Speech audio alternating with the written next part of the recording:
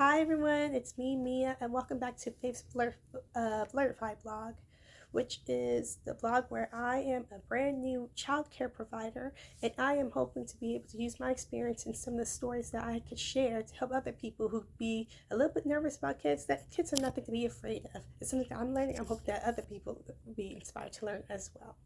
So before we begin, I just want to let you guys know that this was a warning that I didn't say, a disclaimer that I didn't say in my last video, and it was that I'm not going to say the name of the company that I work for. I'm not going to say the name of my supervisors or any co-workers and employees, and I'm never, ever, ever, under any circumstances, for the due importance of privacy, not going to say the name of any children or any parents, which is something I'm pretty sure that all people who work in childcare who talks about these things would never do. So I'm just going to give like a little summary of how my week went. I have taken a lot of notes. I started taking notes in order to keep in mind things that worked, things that didn't work, and things that's worth, mentioning. And I hope that you guys would be inspired. So let's get started.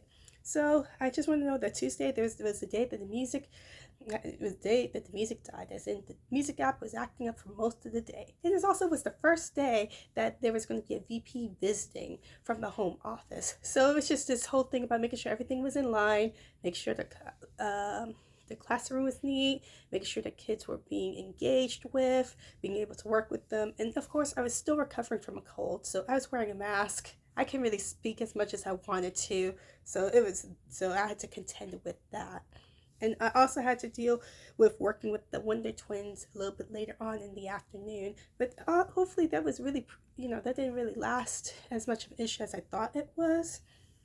Another thing that was an issue is the ProCare app, which was used in order to keep track of kids' activities.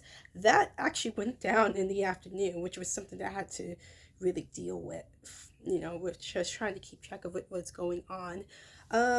I've been working on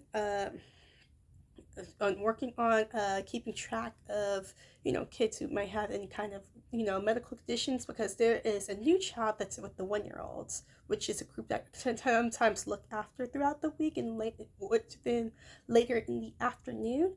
And this new child happened to have a diaper allergy, as well, to keep track. I think had a certain condition regarding seizures, so they told me just to keep track of signs and to look out for her. My week was actually surprisingly calm with my usual children.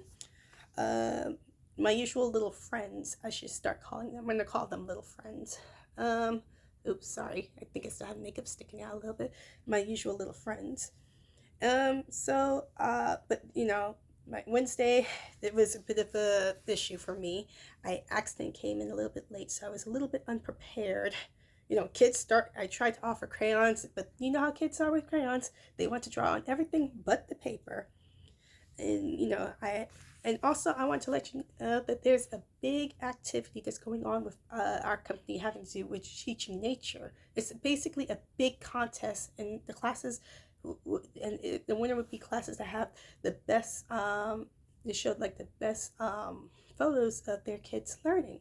So, I wanted to try to find and research some good nature activities in order to at least take part in the contest. Even if I don't win, I really would like to take part and show that my effort of wanting to educate and have my kids explore nature, especially since we're going more into the fall months, leaves start turning. It'd be something that's really great that I could really get them engaged with. And of course, the VP from the home office ended up showing up around the time when my class was the most messiest. It was a day that I didn't get the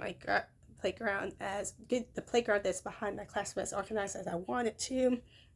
And so that was really fun, having to, clean up crayon as quickly as possible. Having kids one or two at a time heading off to get their naps after trying to clean up after lunch. Like, I was apologizing profusely over making sure, this isn't something that was usually happening. They were like, "Oh, we understand. We know how kids are. We know how kids are. It's are." And I also ended up having taken a seventh child that day.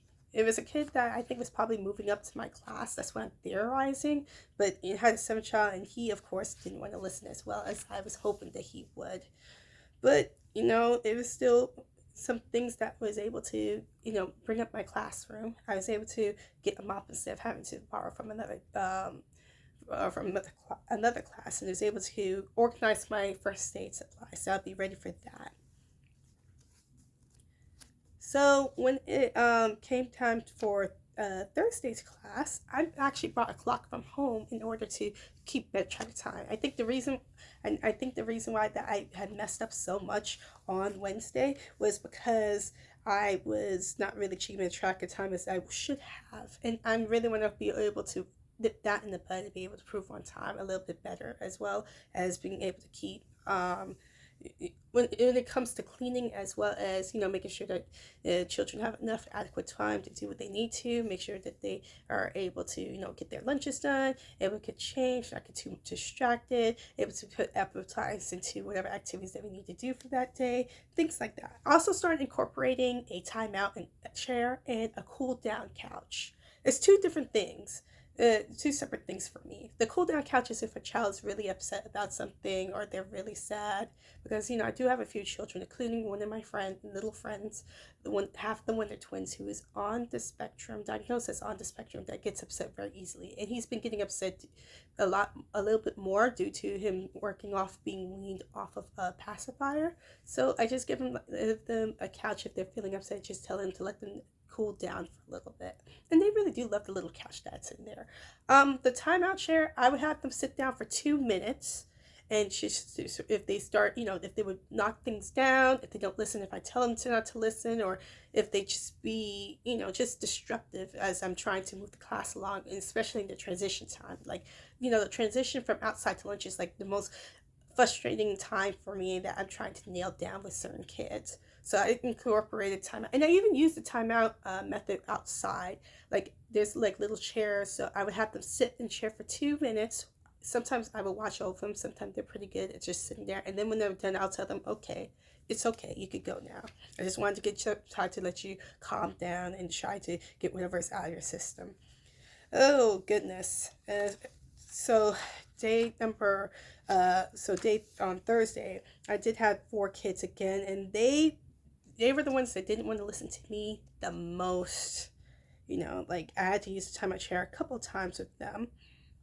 I did have one child who was, she gets tired very easily, and and I had to wake up from that because I said it's not nap time, it's time for lunch, and she was just extremely upset.